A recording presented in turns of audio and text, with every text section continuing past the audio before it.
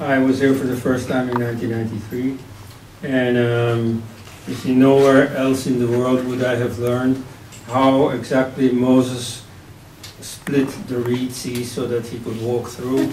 But here in Universal Studios, I saw what his trick was, this metal work, split the water so he could walk through. So that was very interesting. So now I know, what the Bible really is about. What I noticed this time around is that every conversation either starts with or soon turns to the ongoing elections in India and the prospect of Narendra Modi becoming Prime Minister. He has not won yet. It's still going on. Also, you should take into account that within the BJP he has quite a few enemies. There are quite a few time servers who fear that he might be ideologically articulate, that he would bring Hindutva back to the front. And so they like him to, become the Prime Minister so that they themselves can get a job too. But not too much, you see, not a big majority, but one that makes him very dependent on, time-serving allies, so that he can't really rock the boat. So I'm not yet sure that he's won. Gradually I'm becoming more confident, but let's assume that we just don't know. There are, of course, a number of state governments of the BJP, and for them, more or less the same thing counts as would count for a Hindu government at the center, because state governments also can do quite a few things, some of the things that I will now discuss, because I want to ask the question, what a Hindu government can do, see how it can make a difference. Of course, politics is not that important.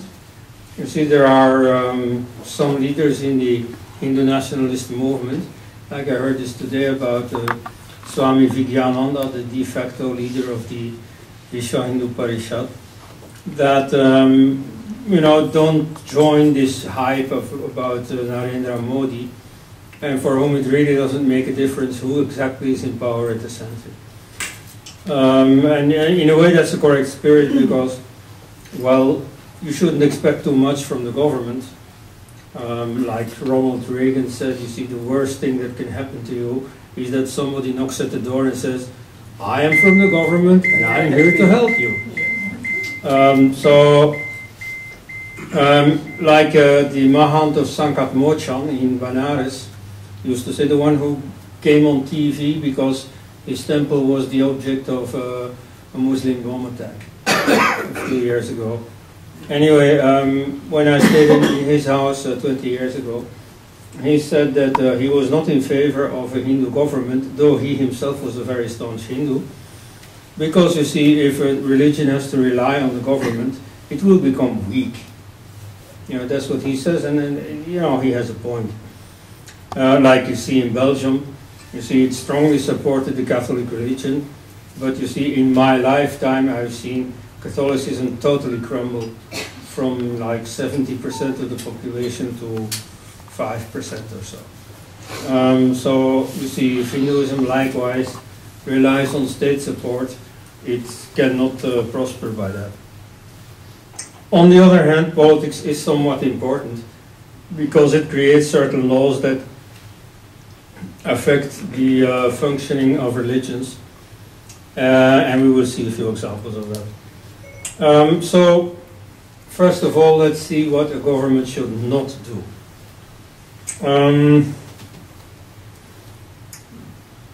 If we are to believe the newspapers, then the first thing that a Hindu government would do is to throw 150 million Indian Muslims into the Indian Ocean. Now, of course, they already predicted that before the BJP came to power in 1988. They didn't, but that doesn't keep them from predicting exactly the same thing this time around. But at any rate, we see whether they meaningfully predict that or not. I think at any rate, and perhaps superfluously when I say it, they should not consider that. I see the Indian Muslims, well, they can't help it that they were born in a Muslim community. They are just their own countrymen who just, were fed a wrong idea. And, there's nothing about their Islam that washing will not remove. So ultimately, you can talk the Islam out of them. Meanwhile, what should the government do? It should also not declare a Hindu Rashtra. You see, some Hindus, recently there has been a campaign on the internet. I've seen many emails of Hindus saying, India should be declared a Hindu Rashtra, and this will solve all the problems. You see, this will certainly make you many enemies, and I don't see how it solves any problem. You see, many Hindus, maybe because of their Vedic tradition, suffer of what I call logocentrism. That is to say, being centered on the power of words. Words can change facts.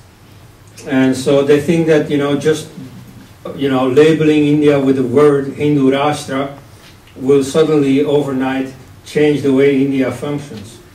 Well, it will not.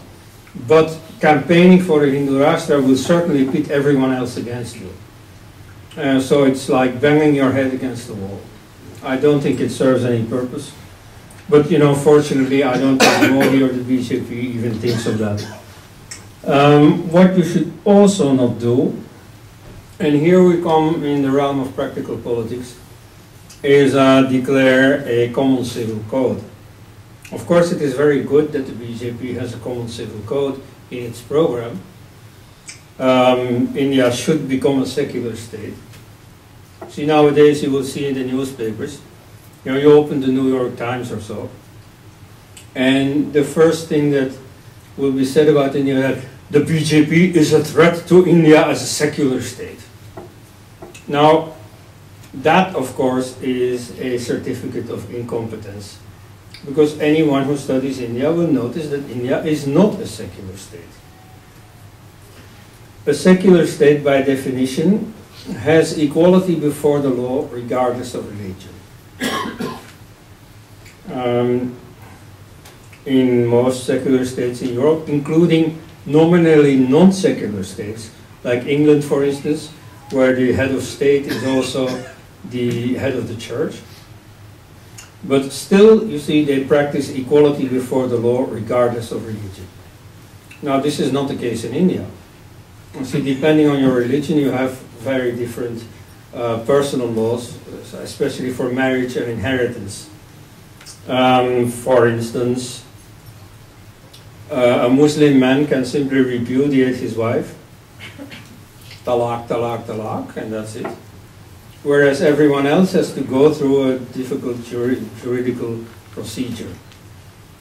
This incidentally also creates an inequality between genders, because of course a Muslim woman doesn't have the same rights as a Muslim man. So that also is against the principle of equality before the law.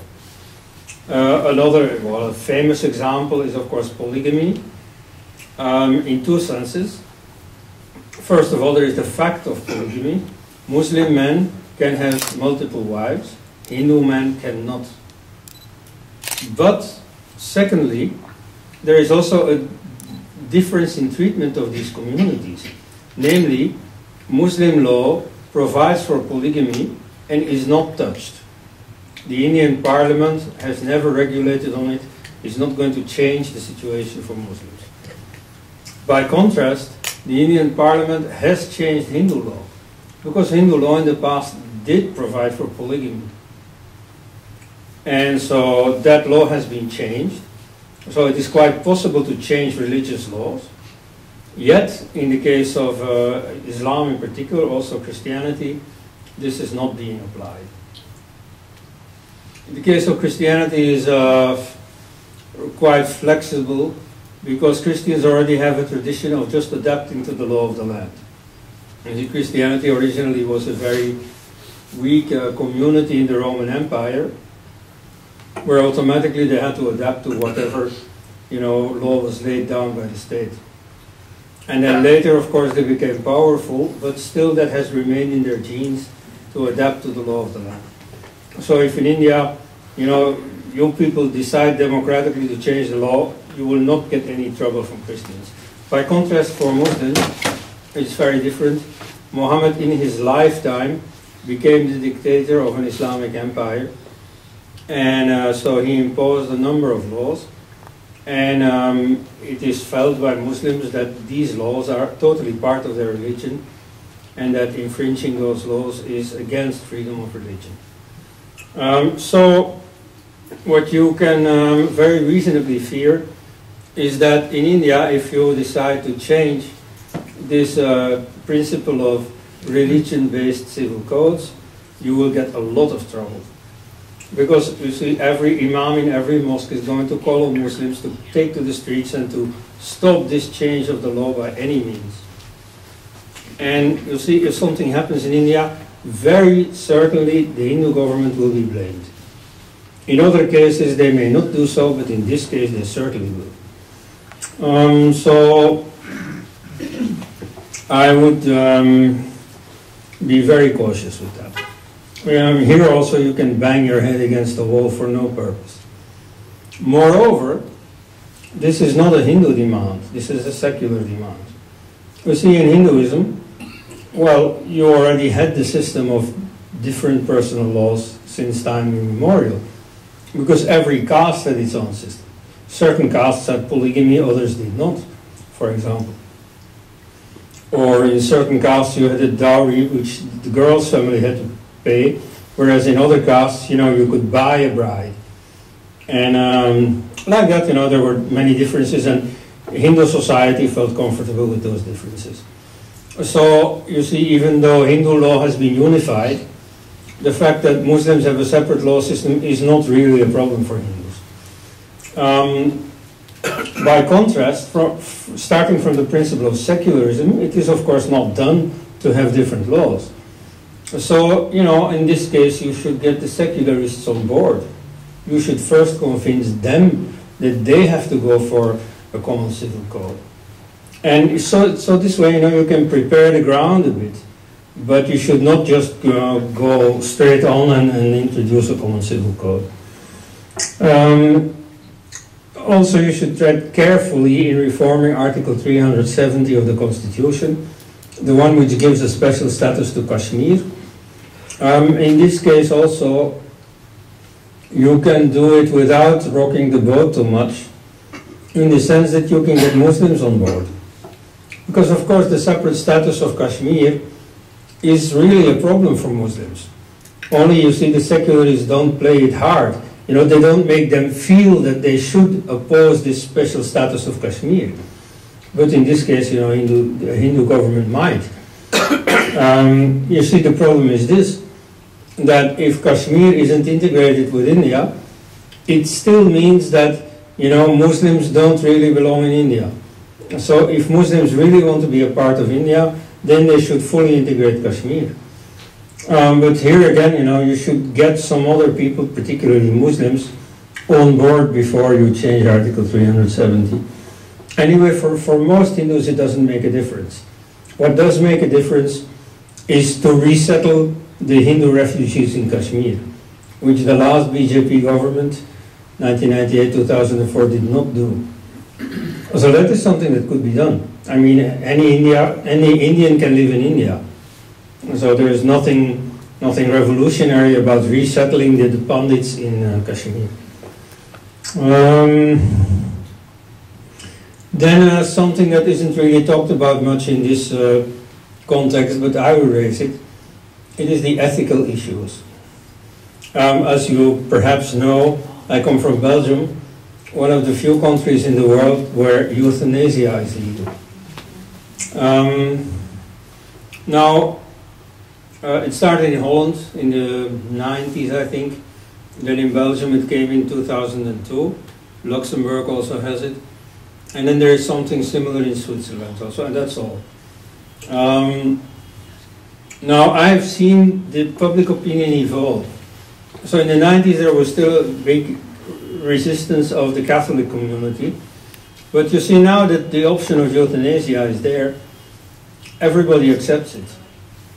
And you know, you see many old people who just make arrangements, you know, like, you know, I feel sick, I have cancer or something, and they agree with their doctor, you know, you come on that day, and then you know, my children will come, and you know, and then I will drink this thing and just quietly go into the night. Now you may be for it or against it, but fact is that this is part of the Hindu tradition. Just the best known cases are Saleh Khana, where particularly Jain monks in general, when they feel their time has come, they just stop eating. And so that's where Gandhi had his fast unto death from. Only Gandhi had to fast unto death 17 times, and still a bullet was needed to get him going. Whereas his opponent, V.D. Savarkar, he of course did fast unto death when he was old and sickly, and so it had no political meaning, but he just did it. Also someone who did it is Vinoba Bhave. And in his case, when he was on his deathbed, Indira Gandhi, the Prime Minister, visited him, paid him respects. And then you see in the Times of India and other newspapers, there was this violent editorial, you know, he was trespassing against the law of the land. He should have been taken to prison and force-fed instead of getting a visit from the Prime Minister. Well, this of course shows how out of touch the Indian journalists are with Indian culture. You see, this law of the land was introduced not by Indians, but by the British in the 19th century. And you see later on, especially today, but later on, even during the colonial period, British became more secular and so on. But this law was still, you know, inspired by Christianity. Because in Christianity you have the idea that God alone is the master of life and death, and you cannot take your own life.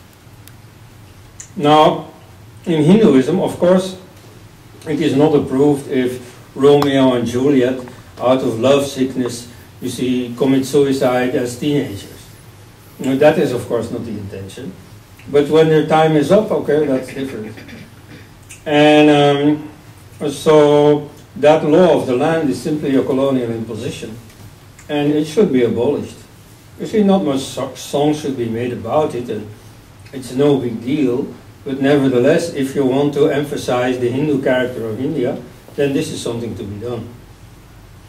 A similar issue, perhaps a bit more controversial, but it was highlighted a few months ago by the Supreme Court, is the case of homosexuality. You see there, I mean, I see among Hindus that there are very divergent opinions about this. Whereas, in fact, a very moderate opinion is the right one. Namely, the Vishwa Hindu Parishad of America, for example, has issued a statement opposing gay marriage. Because in Hindu law, it never occurs. There are 8 different systems of marriage in different Hindu law books, and none of them is gay marriage. And that is true. You see, this was never accepted as an institutionalized thing. But on the other hand, it was never seriously forbidden either. You see, they were not stoned to death like in Islam. They were not even really seriously punished. There is a law book that orders a fine for, you know, immorality, but it doesn't even specify what this immorality is. So the Hindu policy, as Sandhya Jain has said, is one of don't ask, don't tell. So it was sort of ignored. In the shadows it was tolerated, and not more than that. As in military. As in military here. Yeah, right. And so you see, that kind of policy should be followed. The law that was upheld by the Supreme Court is again a law imposed by the British. And they imposed it precisely because India did not have such a law. And so, you see, I mean, again, it's not a big deal, but, you know, there I think that law should be phased out. Of course, the law is not really applied, you know, so it doesn't make much of a difference. But if you want to emphasize the Hindu character of India, then it makes sense in this case to be a bit more in touch with the view of Hindu law. Then another thing to be careful with, but that really should ultimately be done, is to build the Ayodhya temple. Now for that you really don't need a Hindu government. I mean, after all, the court has already ordered the place to be given to the Hindus. So in fact you could build the temple tomorrow. Only you should be careful in this sense that the secularists have created such a negative opinion about the temple that some Muslim circles, not all, but some, will feel emboldened to try anything to remove the temple again. So you can expect some bomb attack on the temple, unless you more or less convince Muslim opinion, and the secularists are in a position to do that. But they should do that, because otherwise, I mean, nobody would bother. If Hindus want to build a temple on a Hindu sacred site, who has anything to do with it? You see, and since Muslims were not really using this mosque, even they didn't care. It's only because the secularists have made it a big issue that now, you see, it has become a very hot potato. So with common sense, I guess you can handle it, but be careful. But then there are a few things that the Hindu government really should do that are very, very, very important, and that really have to be taken up if this wants to be a government that makes any difference. And you see, the fact that the Vajpayee government has never done anything about it does not speak in its favor. You see, these are two issues that really don't affect the other communities. Therefore, it should not be difficult to implement them. The first one is the issue of temples. You have to give the autonomy back to the temples. You see, the situation at the moment is that churches and mosques are inviolable. They are managed by their own people, and the state has no say in them. By contrast, Hindu temples are routinely, by the thousands, taken over by state governments and plundered. You see, they are taxed heavily and also through corruption and so on. The state-appointed managers, take the money and run, or even use the money for mosques or churches. And so, you see, this is a very gross inequality. And that really should be remedied. Now, the excuse that the state uses to take over temples is that temples are poorly managed. Now, to meet this, of course, mosques and churches are likewise poorly managed. So that's not really an objection.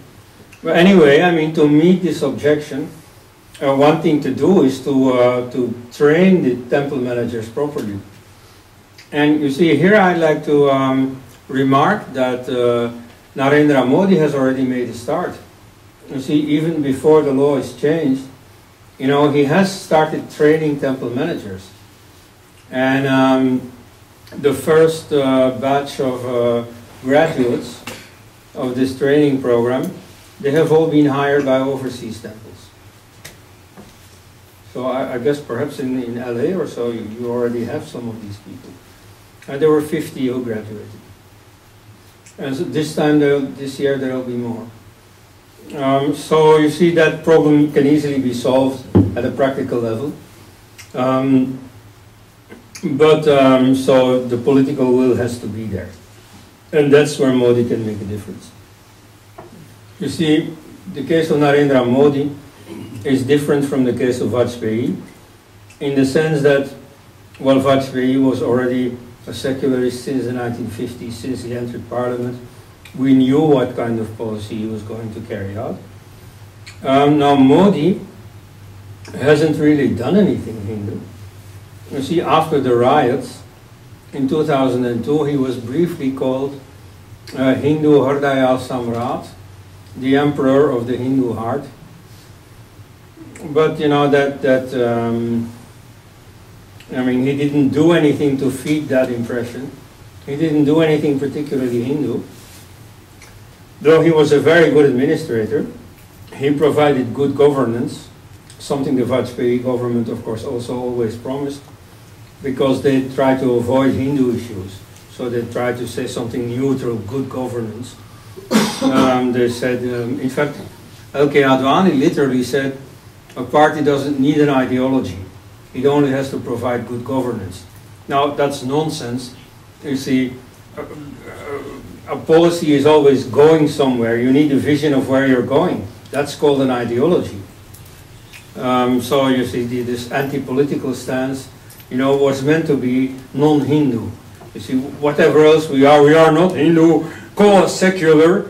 Now, of course, that didn't get any reward, you know, they weren't called secular. You know, like there was an education policy at the time. You know, the secularists talked of saffronization. You know, the BJP is going to saffronize education. And they created a chair in Oxford for Indic studies. And so that was like on the front page, you know, the poster boy for saffronization. Now, whom did they nominate?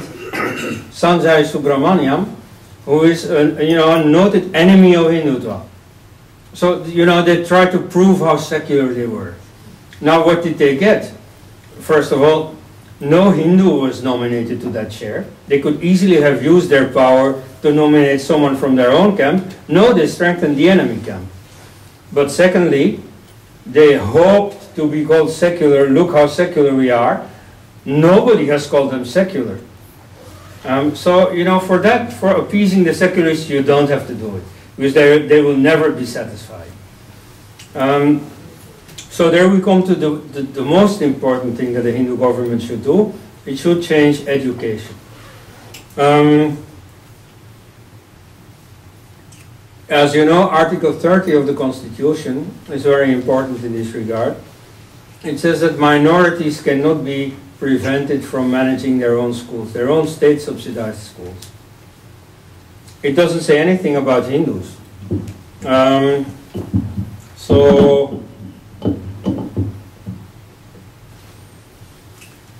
Hindus, perhaps, I mean, in the mind of the members of the Constituent Assembly, were not discriminated by this article. Because if they were, then it would not have gotten a majority in the Constituent Assembly. So they interpreted the law as meaning that, of course, Hindus have this right, and we will make sure that minorities also have this right. But you see, gradually, the interpretation was that minorities have this right and Hindus don't. And this, again, is grossly unsecular. This has to be changed. And it doesn't affect the minorities, strictly speaking. So you can easily change the law without getting too much opposition.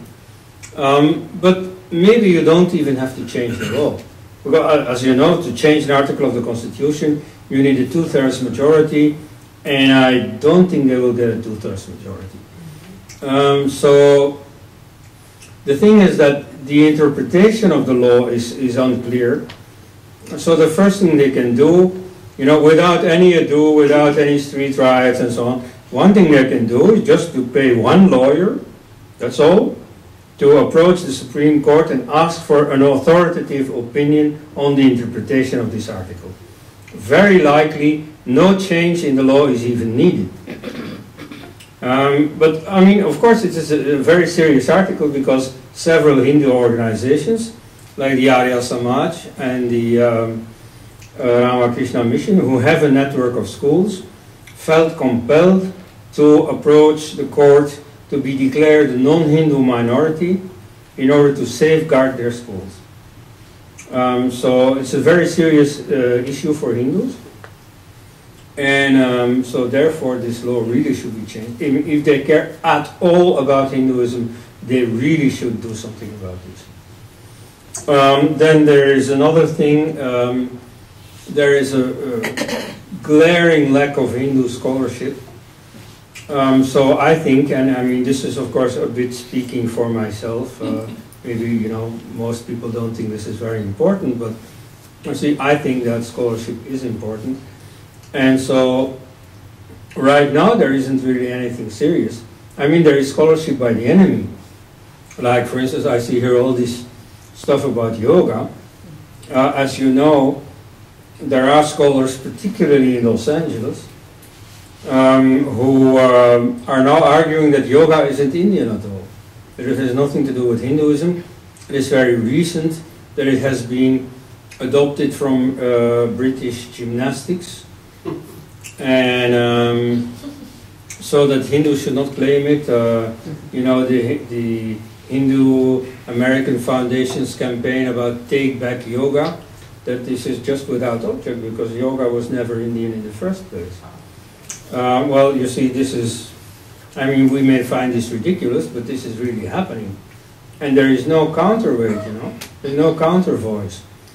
So you see there, you know, as long as the government doesn't provide it, maybe all these Hindu moneybags who are so proud about being the richest immigrant community in America and so on, maybe they should themselves create institutions.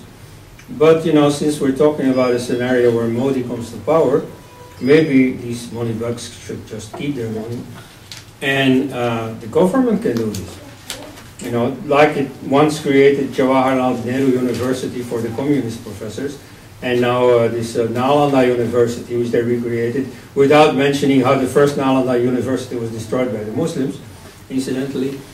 You see, this way, a Modi government can create new institutions and, you know, get this research going. And that's fairly easy. I mean, you have to pay a handful of people and just get it going. And I mean, they employ people all the time, you know, it's no big deal. So there, you know, small decisions can make a very big difference. So you see, that's, these are a number of things to do for a new government. And to a large extent, they can already be done by state governments. Like in education, you know, state governments are the owners of state universities. And I mean, they're not very high in the hierarchy of universities. And they're not the only universities even in the state. But still, I mean, it's something. So already they can make a difference. But the thing is that so far, you know, most BJP politicians are time servers. They're very happy that they have a job, that they can use their influence to get their son also a job, and then they gain prestige in their village. You know, look, I'm the politician, I can get you a job. And that's it, you know. They don't want to do anything. You know, once I said to Arun Shuri, who was a minister in the Vajpayee cabinet, that you see many politicians only want power. And he corrected me. He said, no, they don't want power, they want office. Because power means the power to be able to change something. Yeah, most politicians are not interested in changing anything. They just want to get their own piece of the cake. That's all. So in this case, you see, Narendra Modi has the kind of history that should motivate him to make a difference. You see, for 12 years, he has been so viciously and systematically attacked by the whole secularist crowd and by the international media that, you see, perhaps in his bones, he just has really felt how vicious the secularists are. And so maybe if he comes to power and he's finally rid of their influence, maybe he will do something that really goes against the secularist line. So that's, those are my hopes for a possible pro-Hindu government. Thank you.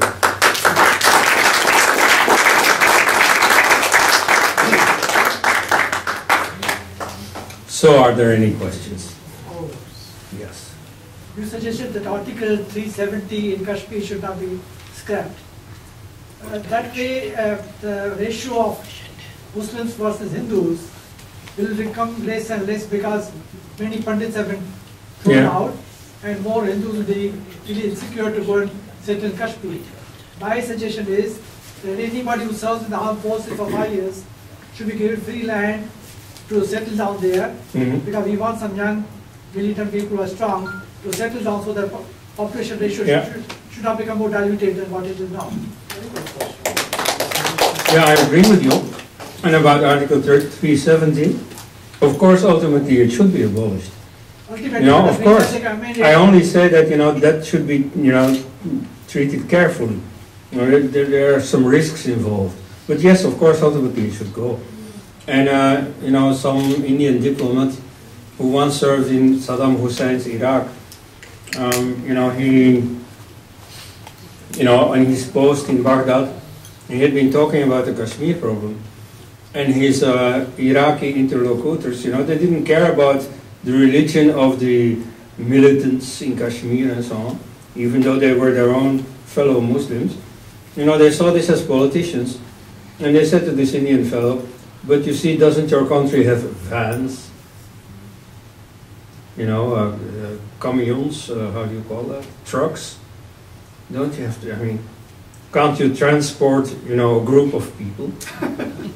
Those people who don't like India in Kashmir, you just take them out of Kashmir. It's a big country, you put them somewhere else. Put them somewhere in the Himalaya or so, let them fend for themselves. And settle other people there, and the problem is solved, 1 year and it will be solved. So that's also a possibility. Maybe that is not the solution that India wants, but at any rate it can be solved. I heard that the Indian so-called secular government is already settling retired army personnel in Kashmir. It has been doing it, and they are arming them. They are allowing them to keep their arms. So the purpose there is actually law enforcement and to help control the terrorism. But that's already being done. But I don't know if it is being very done discreetly in that case. And perhaps you see that's on purpose, because I don't want to draw negative attention to it. Yeah. Of course, don't underestimate the Congress government, because in the past it has done a few pro-Hindu things. Like the Ayodhya temple issue was raised first by Congress politicians. And the BJP took it up in 1989, but it was already going for some years. And so in this case too, you see, they may secretly be working on a solution for Kashmir. Pawan, there's a question, and then gentleman here. So, according to your observation, how Hindus as a community, they are going towards unitedness, or they are still dispersed? Well, I don't think they have to be very united, You see, Muslims were not united when they enforced partition. They were disunited on all kinds of issues, but then when you have to vote on partition, they solidly voted in favor.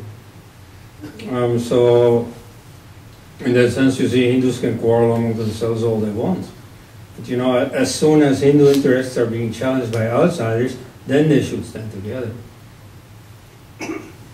Now, of course, I can, as an outsider, I meet only certain Indian people, and so I don't really have my pulse on the national, feeling and how they are, united or disunited, more disunited. I cannot really tell. I only see that policies are designed to disunite them, like the reservation, based on caste, and now increasing the reservation based on religion. That is really calculated to pit them against each other. All right, sir, you, and then. What is the source of Hindu law, or the code of Hindu law? What are the sources? Yeah, there are two opinions about that. Many pundits and so on will say that it was divinely ordained, but I don't think so. It was what the Romans called the mos maiorum, that is to say the customs of the ancestors that were proven by experience. Like, for instance, if you have a society where everybody steals from each other, where all kinds of people can murder each other, and so on, you will get a lot of quarrels and disunity. And they will easily be defeated by a society where they don't have this, where they prohibit this. And so it was proven by experience that it is better to prohibit stealing. And so they prohibited stealing. So you see, that ultimately is the basis of Hindu law. And it is recognized to this extent that, you see, the most often quoted, the Manusmriti, says at the end explicitly that the laws laid down here can be changed by people who are well versed in these laws. That is to say, if they know the spirit of the law, they are in a position to adapt the law to new situations. So that the spirit of the law remains unchanged, but the letter of the law may be adapted to new circumstances. The Smritis were the source of the Hindu law. Hmm? The Smritis. I Yes. answered that question. It's a Manusmriti and Yagyavalkya Smriti basically. Yeah, but you see, the Smritis themselves are only a written version of a law that existed long before. And of course it's adapted, because in the Mahabharata and other writings, you have quotes from the Manusmriti who are not in the Manusmriti that's now extant. So we know that the Manusmriti, existed for a long time. Some body of laws existed, and the laws were changed, over time. And it is normal. And of course, once it was written down, then it was harder to change. There are many Smritis also, not just Of one. course, yeah, no. And the source is Veda, and many professors, like law professors, they interpreted it different times according to the nature, circumstances. Excuse me, could we just keep with this rule that if you person asks question, if you want to hold a discussion, if you could do that outside, because it's not fair to a person who's waiting to ask a question. Lady Thank here. You are awesome, the way your knowledge and the delivery and the whole thing. We are honored to be that you are here with us. Don't you seriously feel sorry for Narendra Modi to be in this position? But, if it is Hindu Rashtra and he goes with Hindus, Muslims are angry and it may get into holy war. And if he doesn't do that, then large majority his supporters are Hindus. So, if you were in his place, what would you do? Well, he will have to prove his nerve if he wins. If he doesn't, it's okay. But in this respect, it's okay. Of course, I hope he wins. But no, you see, if he wins, then of course some Muslims are going to declare war on him, and because of course they've been egged on by Arundhati Roy and such people. So there you see they may try to create violence, to create something like the Gujarat riots of 2002. And you see hope that Narendra Modi takes the bait and, oppresses them, and so they have a good reason to attack India and to attack Modi and to call for boycotts and so on. So you see there, law enforcement will have to be on the alert constantly in the beginning to prevent that kind of violence, because they will try it.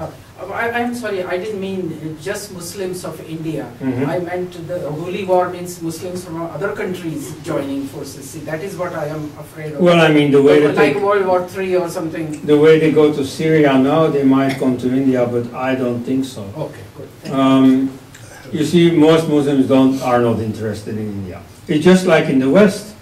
You see, I see many Hindus writing on the net, about, there are these Indian sepoys, sipahis in the service of the CIA, and, they want to serve the imperialist project and so on. No, this doesn't exist. That's conspiracy thinking. The West is not interested in India. There are some businessmen who feel the heat of Indian rivalry, but not too much. And this certainly doesn't warrant, some military intervention in India or anything of the sort. And most people just are not interested. The Americans are least interested of all. Like there is a joke about some statements by the United Nations saying that, the problem of hunger is very serious. Some people have too much food, and whereas the rest of the world doesn't have any, and in their opinion, this is an injustice. And so the Arab countries say, oh, what is an opinion? We don't understand. And the Europeans say, oh, what is hunger? We don't know. And the Africans say, what is food? We don't know. And the Americans say, the rest of the world. What is the rest of the world? So, if at all they think about the rest of the world, they might be interested in China, and for not so good reasons, they might also be interested in the Muslim world. But India, distant, very distant third. Just a point to note, in America, half the time we don't even know what's going on in the next state, but the gentleman here in the middle and then Rajkumarji. You said you have met few Indians, few Hindus, but as a person from outside, you meet a lot of other people in different parts of the world. I'm always curious to know how other people see Hinduism. They don't know about it, or they know about it and they want to ignore it, or they want to crush it, or they think it is a danger to them, because I've heard people saying if Hindus cannot be converted and believe in Jesus Christ, they're all going to go to hell and die in some bad, evil situation. So you meet so many non-Hindus from other world. What do they think about Hinduism? Well, you see, most my of question is also related to the same thing, that you have expressed Hinduism versus other religions, secular and communal, very intelligently. You are well read and you are well traveled also. Did you have a chance, I'm sure you did, to express the same thoughts in front of those secular people whom we call, and what was their reactions? Yeah, well, secular people, yes. I'll come to that. But you see, before secular people, yes, a number of times, not before Muslims. But that would be even more interesting. Secularists, well, I mean, ultimately they're not very different from Hindus. And I mean, a number of the flaws in their thinking are also not uncommon among Hindus, and vice versa. But very often they avoid me. Like you see in London, once I was programmed for a debate with Chetan Bhatt, who is in the news now, also for opposing Modi and so on. And you see, when he heard that I was going to be on the panel, he declared himself sick or something. He didn't show up. But yeah, I mean, and then I remember once here in America in the State Department, I talked to a group of people, and you see, at first they were very hostile, and you are a Hindu fundamentalist, and at the end, we were just talking, it was very friendly. So there are people you can talk to if you have the right arguments. I mean, some Hindus, not one of you, but I heard that there are Hindus who become very militant and up in arms and indignated and so on, and they don't convince anyone. In fact, they often make fools of themselves. But if you just patiently explain your point, secularists are not monsters. They're just poorly informed people. Yeah. Okay. Well, how people think about Hinduism. Here in America, you may have these Christians who are very adamant about converting people. In Europe, you don't see that so much anymore. It used to be. I mean, I am from a Catholic family with several missionaries, and so I still know that mentality, but it has gone. It's no longer there. And most people just don't know enough about Hinduism. About Hinduism, in contrast with other religions, they have some idea because of what they call cults. Of some people, wearing orange robes and calling themselves sannyasis, things like that. I mean, they have the idea that Hinduism is a bit funny, but otherwise, I mean, it's colorful and so on. They prefer to see someone, dressed as a Hindu rather than dressed as a Muslim. That's for sure. So, I mean, there's not really an anti-Hindu policy or something. Though, of course, news items like this gang rape in Delhi some 15 months ago, that creates a negative impression. But that can also easily go if something positive comes in the news. So it's a very superficial thing. So I wouldn't worry about it. Balu, and then this gentleman here, then you, number 3. Balu. In the news, I think you mentioned about secular media, Western media, etc. But it was interesting to note that Japan, even though it typically follows U.S. in foreign policy, they generally tended to ignore this part and invited Modi way back 6 years ago. So do you have any further insight into maybe what aspect of them kind of allowed them to ignore most of the other noise? Well, you see, Japan, of course, has a great sympathy for India. There is a sort of propaganda among Buddhists that it is Hinduism that ousted Buddhism from India, which the secularists are heavily promoting. But I've noticed among Chinese and Japanese Buddhists that is not cutting any ice. And they have a very different Buddhism than Indian Ambedkarite neo-Buddhists. So, for example, they are very aware that the Buddha himself was an elite character. Absolutely elite, the upper class. And that's in fact why Buddhism was so successful. Because he knew all these kings and businessmen and so on. They financed his monasteries. And they gave land and so on. And so it was very important that he was supported by higher circles, which other cult leaders were not. So the other cults disappeared, whereas he prospered mightily. So you see, there they are very aware that, the Prince Gautama and so on, just the opposite from the Ambedkarite neo-Buddhists who say, it was a revolt of the lower caste and so on. There were very few lower caste people among the monks. And so you see, among the Japanese specifically, I notice a great sympathy for India. Also, politically now, modern politics is such that Japan sees India as an ally against China. So there they are more pro-India. This gentleman here in the middle, and then you, sir. Yes.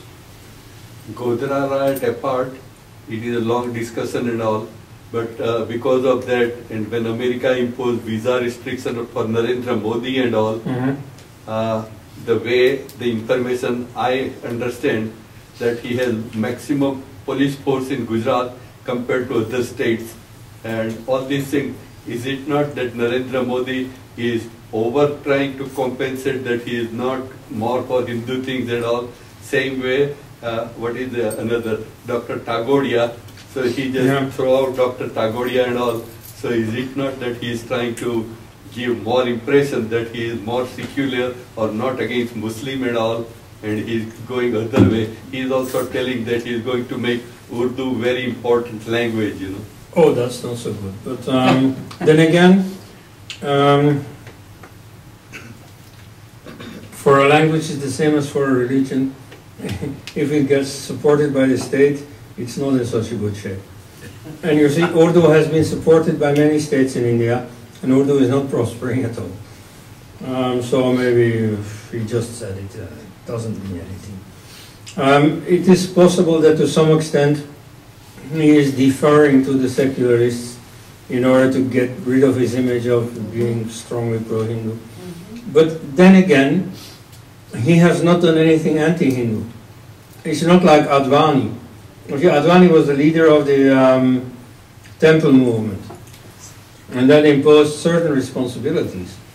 Like, you see, when the temple was demolished, he hadn't planned it, and then he broke down in tears just on the spot when he saw it happening. And then he prepared a very weak apologetic statement, which, immediately, you see, Arun Shauri was with him, and he immediately corrected that. He said, you let this move, and come on, you have to be, you have to represent. You can, if you really want, you can deplore it, but at the same time, then you have to, say something pro-Hindu. For example, and this is what he did, he pointed out to the fact that just then, so many temples in Kashmir had been destroyed by Muslims, and that is easily offset what had happened in Ayodhya. Anyway, but later on, he declared that the demolition of Ayodhya was the blackest day of his life. That's when Sandhya Jain wrote an article, Advani, History to Oblivion. He used to be a man of history who presided over a great historical movement, and now you see he's worth forgetting immediately. No, but that is a very big contradiction so far as the point is concerned. He is telling with Ram, Dhanush and Rath Yatra, what is Rath Yatra and all, and what is Dhanush and all. it is more to defend and all. Mhm. To me, he was a, I should not use some bad words for that and all, but he was pakka politician, and it is wrong on his part. He was Ravan in roop of Ram, you know. So you see, Modi hasn't done anything like that. Well, yeah, so So, you know, he's been going quiet on Hindu issues, on communal issues, but he has never done anything anti-Hindu. You see, and that, of course, speaks for him. And that's why I expected, you know, when in power, he might do something pro-Hindu. Sir, this gentleman here, and then you, and one more after that. I think we're going to call it off, otherwise you'll keep going for forever. You guys can hold discussion after, I'm sure. He hasn't eaten also. But anyways, you sir, go ahead. Yeah, my question is, as an academician who's been pretty vocal on Hindu issues, what kind of reaction have you had to deal with within the academia, personally? If you share a little bit about that. Well, quite negative. Especially here in America, I mean, there all doors are locked. In Europe also, but less militantly, but you know, they defer to the feedback they get from academia. And now, especially with the internet, you see everything is public and everybody is connected with everywhere. So, I mean, if I go to some poor country like Turkmenistan or something, and get an appointment, and immediately someone from Berkeley, California will email, you know, oh, don't hire this man, you know, he's dangerous. And then they will defer to that. So that happens. And so there is this kind of censorship against me. Does that affect? But I mean, I do notice now, from personal context, that, you know, quite a few people in Belgian universities are appreciating my work. Also, when the court, the Allahabad High Court, ruled in favor of the Hindu claim on Ayodhya in 2010, shortly thereafter there was this American Academy of Religion conference where I met all these famous India watchers and so on. And you see there, I noticed that quite a few people suddenly, you know, who had boycotted me all along, that year, you know, they came to me, they shook hands, they were friendly and so on. Because, of course, I had been proven right 20 years down the line.